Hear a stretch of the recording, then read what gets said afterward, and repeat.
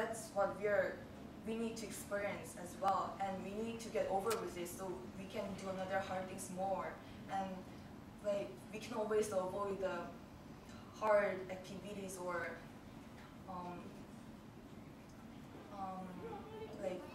and we need to learn relationships.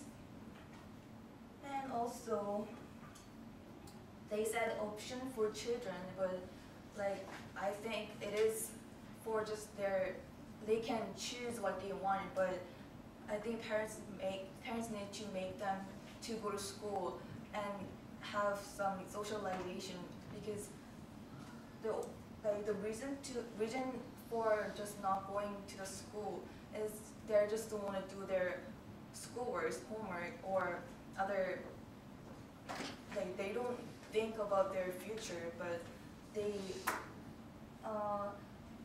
they need to care about their futures as well with counselors.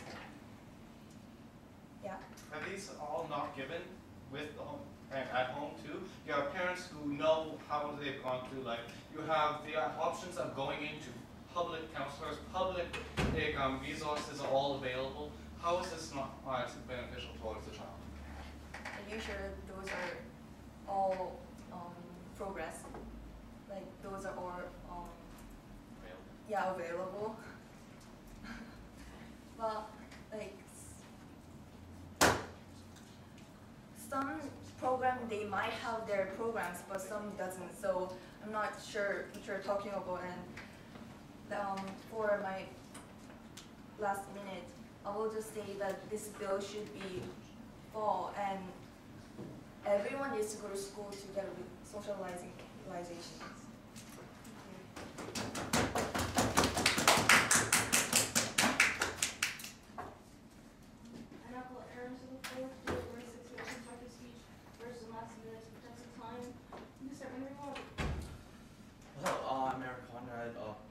Thank you, honorable speakers, judges, honorable proposition, and my partner and other guests. Today, I'll be talking to you guys about how it is a myth that homeschooling is backwards and antisocial, about Canadian progress in long-distance education, and progress in teaching methods that will allow homeschooling to be a viable option. I'm going to talk about how minimizing the options of schooling also minimizes our freedoms and our liberties and what we want to do in life. And I'm also going to talk about how certain special cases in people warrant and give license for these type of people to take homeschooling. Homeschooling, it is seen now as backwards and antisocial. You're working at home. But however, homeschooling does not make one a hermit, nor is it a prison. It just says that one is more comfortable at learning at home and more comfortable by being taught by her parent. That's only natural because the parent is supposed to be that one figure that we learn the most from. And it's not always that you have to be taught by your parents. There are so many resources online and that the government gives for free that students can use in order to better educate themselves. And in a certain type of program called distance ed, you can email and send letters back and forth from an actual teacher who wants to use some of his time to help educate students. And this shows that even if your parents are not as good at educators, you could rely on a teacher instead. And Canada has made a lot of progress with long-distance education due to lots of new technology. You can still be social and still go do homeschooling. And then now there are new textbooks for students. There are new teaching materials. I myself have tried using this and used it to learn Math 12, which I did quite well in. And with this new bill, you would make it void all of the work that homeschoolers have already done, all of the courses that they have taken, and is it any less important? Those courses are what they've already done, and minimizing the options in schooling minimizes our freedoms. Let me use an analogy here. Both well, let's say the majority of people like blue Kool-Aid. However, there's the option of red Kool-Aid. Why would you get rid of this option when both of these products quench your thirst? Both homeschooling and schooling at normal schools quenches your thirst for education.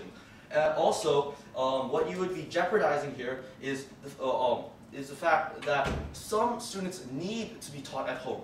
They have special needs that have to be met. I had a friend named Derek Leung who at school he was considered an idiot and he was a disruption to our class and to the environment that we had at school. However, when he changed to homeschooling, we had received news that people found out he is actually a genius and his IQ was higher than all of his peers. No one would have known that had he continued with schooling in the normal curriculum.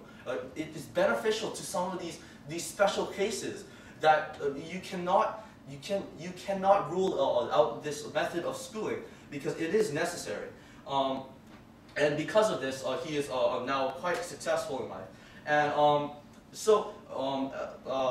the Honorable Proposition has talked about how homeschooling makes it so people have to be antisocial. There are so many other programs and so many other places in which a person has a social life. One has a social life in sports teams. One has a social life in youth groups, in churches, in government programs, and being homeschooled does not mean one has to spend all of his time at home. It's just a term. You could study at the library, you could study out in the park. Another point that they made was how parents are ill-equipped to teach their children. Who else is better in traditional values to teach our children? Our parents are. And if we don't think that those parents are of enough teaching capability, you can always take distance ed. It's another method of homeschooling which uses teachers. So, and I would like to end my. What I talked about in my speech was how homeschooling it is not backwards and it is not antisocial. How Canadians have made progress with distance ed, and how this has made homeschooling a more viable option. How minimizing the options of types of schooling minimizes our freedoms, and how there are special cases in which people have to be homeschooled, or they will not get as much out of life as they need to. Thank you for listening.